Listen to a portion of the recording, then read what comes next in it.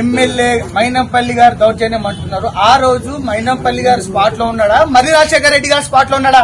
వాడు మీదికి పోయిండా, అక్కడ ఉన్న ఖాళీ వాళ్ళు మీదికి పోయినా వాడు క్యా బాత్ కర్రే అని చెప్పి వాడు మీదికి పోయిండు. ఒక ఎమ్మెల్యే స్థాయి ఉన్నాడు, అట్లా మీది కూడా వాడు తప్పు కాదా? వాడు చేస్తే రౌడిజం కాదా? మైనంపల్లి గారు చేస్తూ రౌడిజం అని చెప్తారు. ఆయన ఇంట్లో ఆయన గమ్మలు కూర్చుంటే పబ్లిక్ ఆయన దగ్గర పోతే రాజ్యాంగంలో రాసిందా పబ్లిక్ ఇంటికి వచ్చి మా సమస్యల్ని ఈ సమస్య మాకు కావాలని అడగొద్దు? అడిగే రైట్ లేదా? ఇదే మైనంపల్లి గారిని అప్పట్లో ఎమ్మెల్యే మేదక్ ఎమ్మెల్యే ఉన్నప్పుడు మీరు సంకనాకానికి మల్కాజిగిరి తిప్పిరు. అప్పట్లో మీకు గుర్తుకు రాలేదా? అప్పట్లో ఎందుకు సేవ చేయించుకోరు? అంటే అప్పుడేమో మైనంపల్లి గారు మంచివారు, ఇవాళ మీరు లక్షల కోట్లు తీసుకొని అదే ఎమ్మెల్యే సంకనాకుటి ఇప్పుడు ఇక్కడ ఉండి ఇలా మైనంపల్లి దొంగ అయిందా మీకు? రాత్రి మైనంపల్లి రౌడీ అయిందా మీకు? అంటే అప్పుడు మంచోడు రాత్రి చెడిపోయిందా? మీరు చేసిన నిర్వాహకం ఏంది? మీరు ఎంత సంపాదించారు, ఏమేం చేసిర్రు, ఎన్ని పైసలు తీసుకోరు తెలియదా? ఇదే ఉద్యమకారులు ఇలా మాట్లాడుతారు కదా.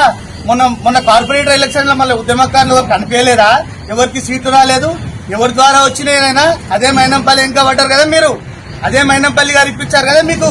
అప్పుడు మైనంపల్లి మంచోడా, ఇవాళ మైనంపల్లి రౌడీ అంటున్నారా? పోయి కనుక్కోండి, వైదక్లా కనుక్కుంటారా? రాష్ట్రంలో ఎక్కడికైనా పోండి, మైనంపల్లి దగ్గర ఒకటి అన్న దగ్గర ఉన్న వ్యవస్థ ఏంటంటే ఎవరైనా రానియండి, ఏ పార్టీ చూడడు, ఏ పార్టీ నువ్వు అడగడు.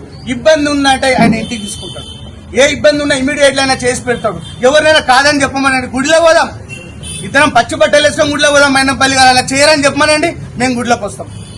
ఇదే మైనంపల్లి గారి కోసం. అదే సార్ ఇవన్నీ వద్దు, మీరు ఇన్ని మాటలు మాట్లాడుతారు కదా, ఇంత మరి రాజశేఖర రెడ్డి గారి నుంచి మాట్లాడుతారు కదా, దమ్ముంటే వాని కాలేజ్ నుంచి మీరు సీట్లు ఇప్పియండి. మల్గేరి కాన్స్టిట్యూన్సీ ఓట్లు వేసారు కదా, ఫ్రీ సీట్లో 4-5 ఇప్పియండి, ఒక్క సీట్ ఇప్పామని దమ్మున్న నాయకులకి.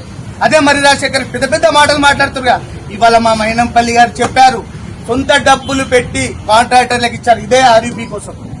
అందుకని మైనంపల్లి గారు మాటిని ఇవాళ కాంట్రాక్టర్లు పనిచేస్తున్నారు. మీకు చేతన కాదు, ఏ రోజు కూడా మీరు ఆఫీసర్ దగ్గర పోలేదు. మైనంపల్లి గారు ఇంటికి వచ్చి కార్పొరేటర్ అయినప్పుడు ఫోన్లు చేయించుకున్నారు, పనులు చేయించుకున్నారు. ఫైల్ శాంక్షన్, ఒక ఫైల్ ఎట్లా శాంక్షన్ చేయాలో మీకు తెలియదు. ఎందుకంటే మీకు ప్రతి ఒక్కటి ఆయన అన్నం వడ్డీ తినిపించింది కాబట్టి తెలియదు. ఇవాళ మీకు ఒక శాంక్షన్ ఎట్లా చేసుకోవాలో తెలియదు, ఒక ఫైల్ వర్క్ ఎట్లా మూవ్మెంట్ చేసుకోవాలో తెలియదు, ఒక ప్రజల దగ్గరికి ఎట్లా పోవాలో తెలియదు. ఎప్పుడంటే ఒక ఫేస్బుక్ లో పెడుతున్నారు. ఇన్ని రోజులు మేము కూడా గమనం కూర్చున్నాం. ఎందుకంటే ఆ మైనంపల్లి గారు ఉన్నారు, ఆయన మాట విన్నాము, మర్యాదగా ఎందుకు వాళ్ళు సరే పబ్లిక్ మా మ్యాండేటరీ ఇచ్చారు, మేము పక్కన కూర్చున్నాము. ఇవాళ మా క్యాంప్ ఆఫీస్ మూసుకొని పోలేదే. నీ క్యాంప్ ఆఫీస్ ఎక్కడుంది? నువ్వు కాన్స్టిట్యున్సీలో ఏడ గెలిచినావు, ఎవరికి గెలిచినావు? నువ్వు ఎమ్మెల్యే ఎక్కడ? మల్కాజిగిరి ఎమ్మెల్యే ఉండి నీ కాన్స్టిట్యున్సీ పక్కన పోయి బోయినపల్లి అవతల నువ్వు క్యాంప్ ఆఫీస్ పెట్టుకున్నావు. నీ ముఖం లేదా? మీ ఎమ్మెల్యే గారిని అడుగుతున్నా, లోకల్ ఎందుకు క్యాంప్ ఆఫీస్ పెట్టుకోలేదు? మాకు ప్రజలు మ్యాండేటరీ ఇచ్చినా మా క్యాంప్ ఆఫీస్ ఇక్కడే ఉంది. ఇప్పటికీ ఇక్కడ పబ్లిక్ వస్తున్నారు మా దగ్గరికి, ఇప్పటికీ మేము సమస్యలు పరిష్కారం చేస్తున్నాం. ఖబర్దార్, ఇప్పుడైతే ముందే చెప్తాం, ఇన్ని రోజులైతే మేము గమ్మునున్నాం, ఇప్పుడైతే ఉండదలుచుకోలేదు. మేము ఖచ్చితంగా మీరు ఏ సమాధానం చెప్పినా దానికి మేము రెడీ ఉన్నాం.